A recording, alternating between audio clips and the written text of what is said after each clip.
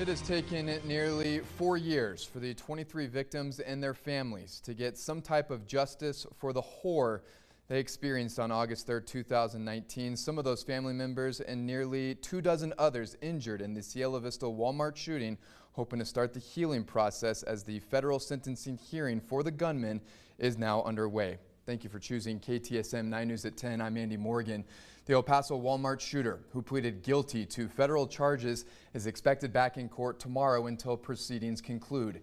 KTSM 9 News reporter Shelby Kapp was in the courtroom today, and Shelby files this report.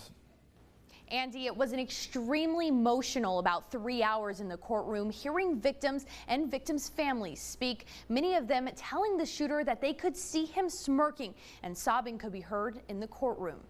Here you can see a sketch from inside the courtroom. Some victims looking at the shooter directly in the eyes, while others said they couldn't. The son of victim Alexander Hoffman held up a photo of his father and said, "I don't know why you don't want to see it," as the shooter shook his head.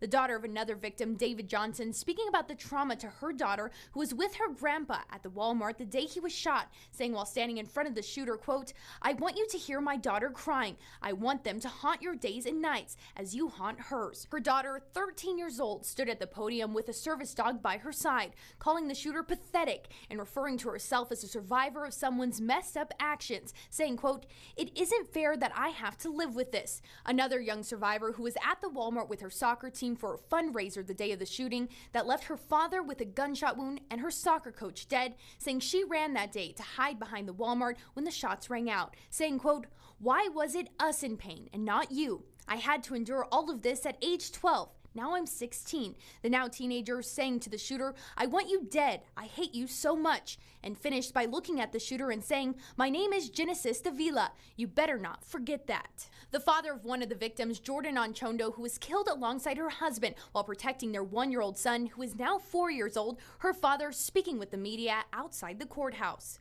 It's hard. It's very, very hard.